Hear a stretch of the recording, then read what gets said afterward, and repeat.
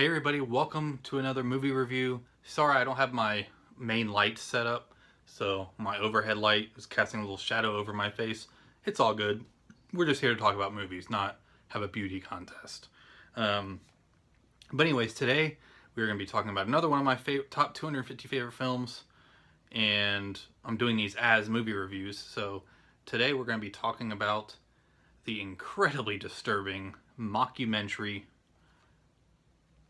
Man Bites Dog.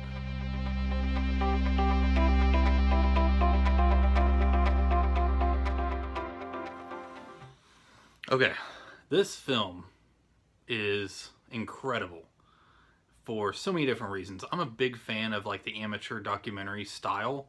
I'm a fan of horror films, and I'm just a fan of disturbing things in films. I'm always drawn to the controversy. This is one that has stuck with me since I first saw it. I think I first saw it when the Criterion of this first came out back in 2002. I think I saw it in 2003, and I think I picked this up. I forgot when I picked this up a few years back. Um, this film came out in 1992. It's 96 minutes. It is a French film in French with optional subtitles, and the filmmakers are Andre and Remy.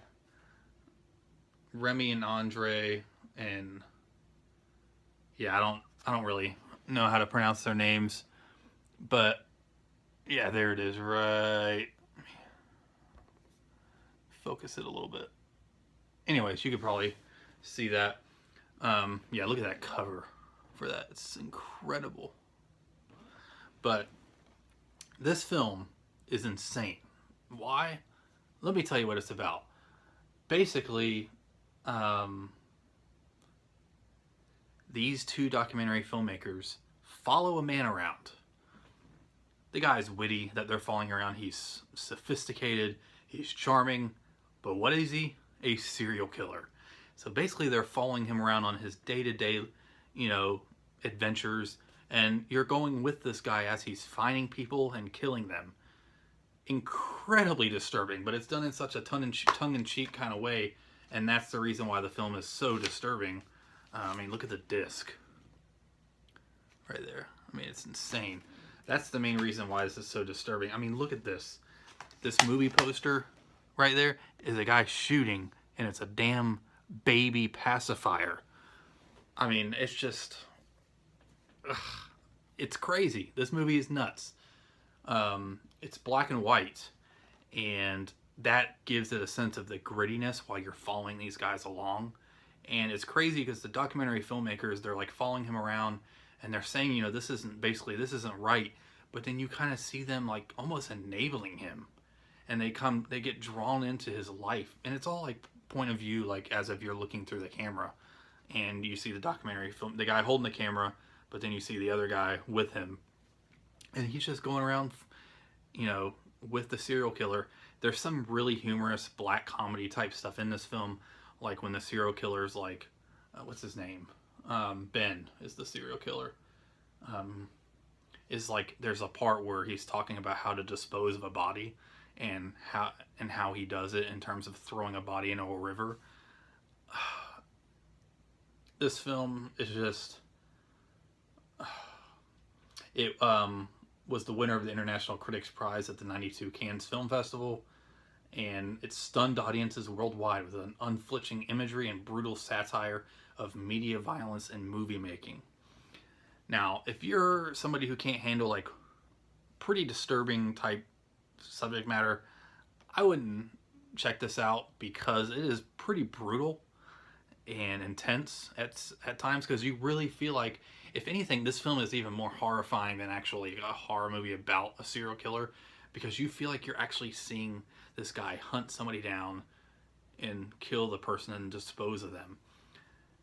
That's what makes it intense and brutal, and it's filmed, in black and white, low quality. It looks like a 60s film, the way it's looked, a 60s black and white amateur documentary.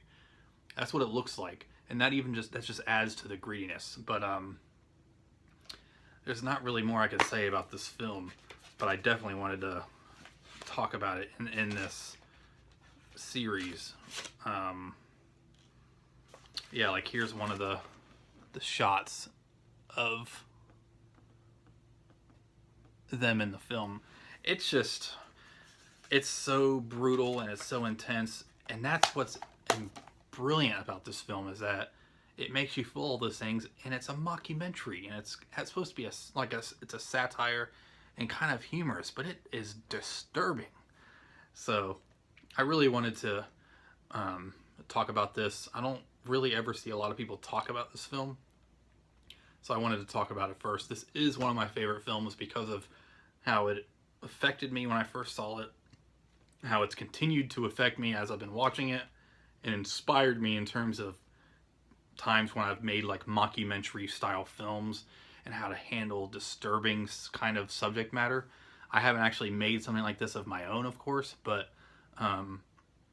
it is it's definitely an important film, and I think anybody who is a fan of cinema should at least see it once. I think I probably watch it like once every few years. I don't watch it all the time. I think the last time I watched it was like a couple years ago.